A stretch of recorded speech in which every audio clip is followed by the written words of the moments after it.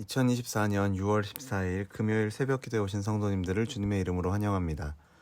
오늘 우리에게 주신 하나님의 말씀은 사도행전 20장 25절로부터 38절까지의 말씀입니다. 제가 가진 성경으로 신약성경 223면에 있는 사도행전 20장 25절로부터 38절까지의 말씀을 제가 봉독하겠습니다.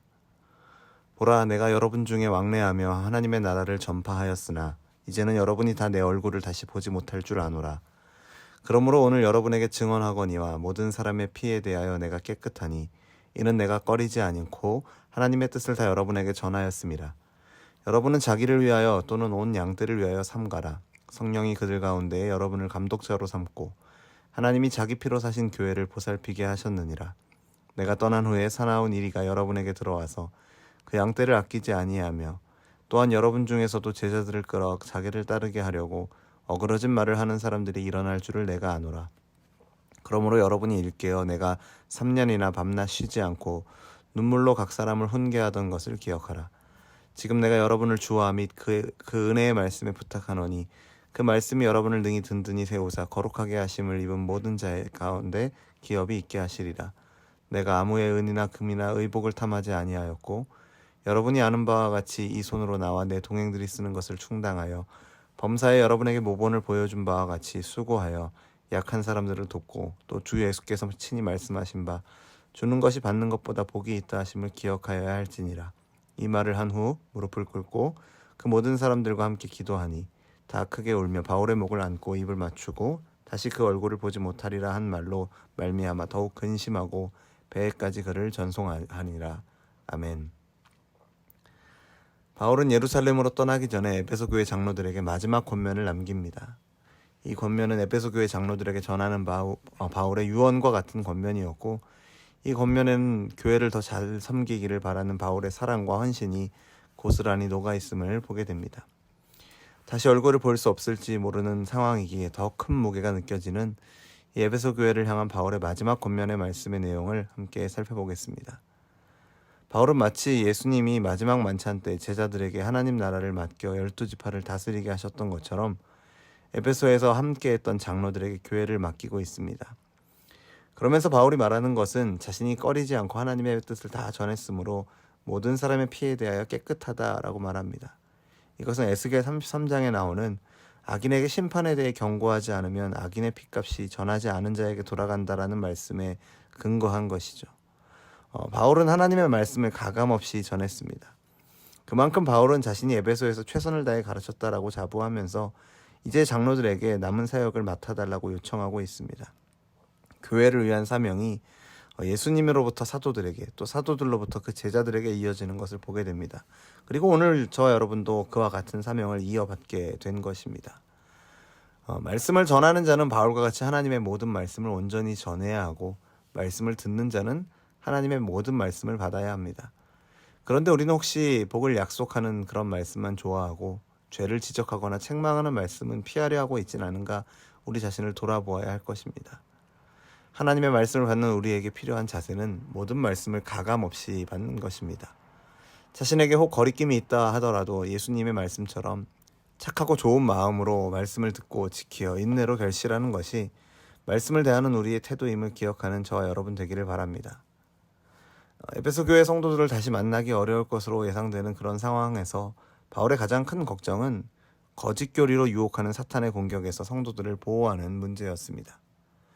그래서 29절 이후의 말씀을 보면 바울은 사나운 일이, 즉 이단이나 율법주의와 같은 거짓 교사들이 들어올 수 있음을 경고하고 있습니다. 사탄은 거짓 교사들을 통해 성도들을 참된 진리에서 이탈시켜 자기를 따르게 할 것이 분명했기 때문입니다. 그래서 바울은 성도들을 섬기는 일꾼들이 가장 먼저 해야 할 일이 하나님의 말씀을 성도들에게 가르치는 것임을 상기시켰습니다. 바울은 3년 동안 밤낮 쉬지 않고 눈물로 각 사람을 훈계했던 것을 언급하며 자기처럼 행하라 부탁합니다. 바울은 사역 기간 내내 계속해서 구약 성경이 증언하는 예수님에 대해 가르쳤습니다. 왜냐하면 교회의 진정한 감독자, 통치자와 보호자 되시는 분은 주님과 그분의 은혜의 말씀뿐이기 때문입니다.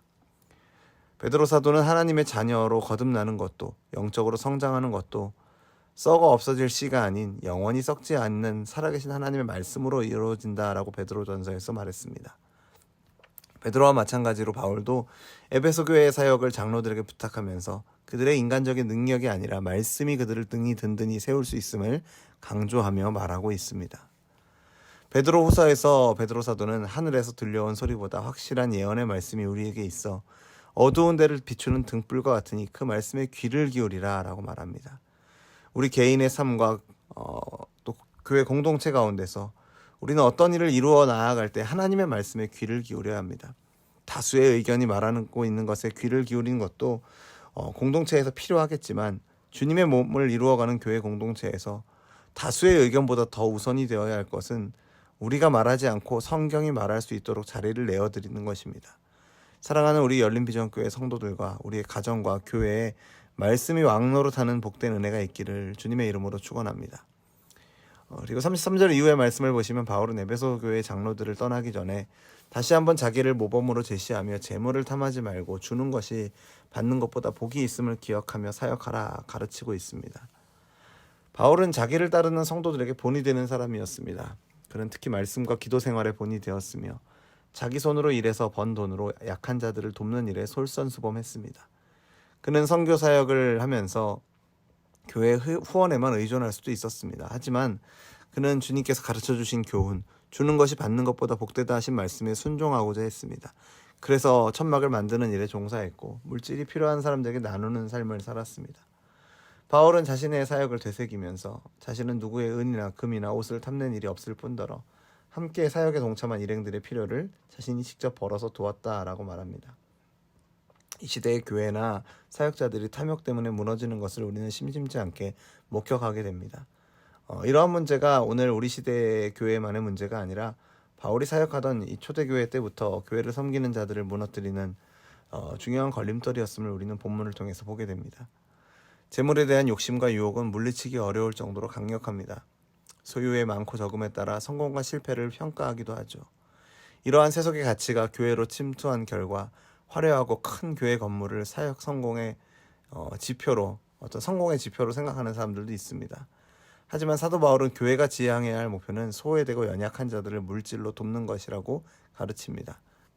이러한 삶의 부르심은 교회에서 직분을 맡은 일꾼들에게 동일하게 요구된다는 것을 우리는 기억해야 합니다. 주님께로부터 사명을 받은 봉사자들이 이 말씀을 깨닫고 탐욕 대신에 소유하기 대신 나누려고 할 때 우리를 통해서 세상은 하나님의 사랑을 느끼게 될 것입니다. 주는 것이 받는 것보다 복되다라는 말씀을 기억하며 그 말씀을 따라 살아가시는 저와 여러분 되기를 간절히 소원합니다. 바울은 에베소 교회 장로들에게 자기의 모습을 기억하라 말합니다. 예수님이 삶으로 제자들을 가르치시고 세우셨던 것처럼 바울도 자기의 삶을 기억하게 함으로써 장로들을 세웁니다. 교회는 이처럼 삶으로 모범을 보이는 자들에 의해 그 생명을 이어갑니다.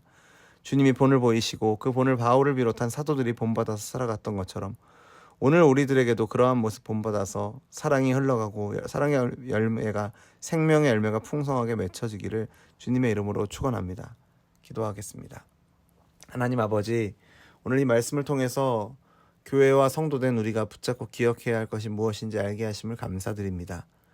주님과 주님께서 주신 은혜의 말씀을 굳게 붙잡고 그 말씀이 왕노릇하시도록 우리의 자리를 기꺼이 내어드리는 우리가 되게 하여 주옵소서. 오직 주님만이, 오직 주님의 말씀만이 우리를 인도하시고 보호하시고 통치하시는 참된 목자 되심을 기억하며 그 말씀을 읽고 듣고 배우고 묵상하고 전하기를 힘쓰는 우리 모두가 되게 하여 주옵소서. 그리고 바울이 본을 보인 것처럼 바울이 본받았던 주님의 모습처럼 말씀에 순종하며 살아가는 모습이 우리에게 있게 하여 주옵소서. 삶으로 말씀을 살아내는 우리가 되게 하여 주옵소서.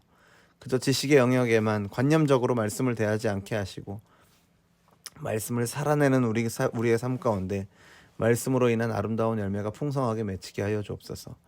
마지막 때가 가까워져가는 이 시대에 하나님께서 교회된 우리에게 주시는 이 귀한 말씀을 기억하며 말씀의 다스림을 받으며 말씀을 사랑하는 우리가 되게 하여 주옵소서. 예수님의 이름으로 기도드립니다. 아멘.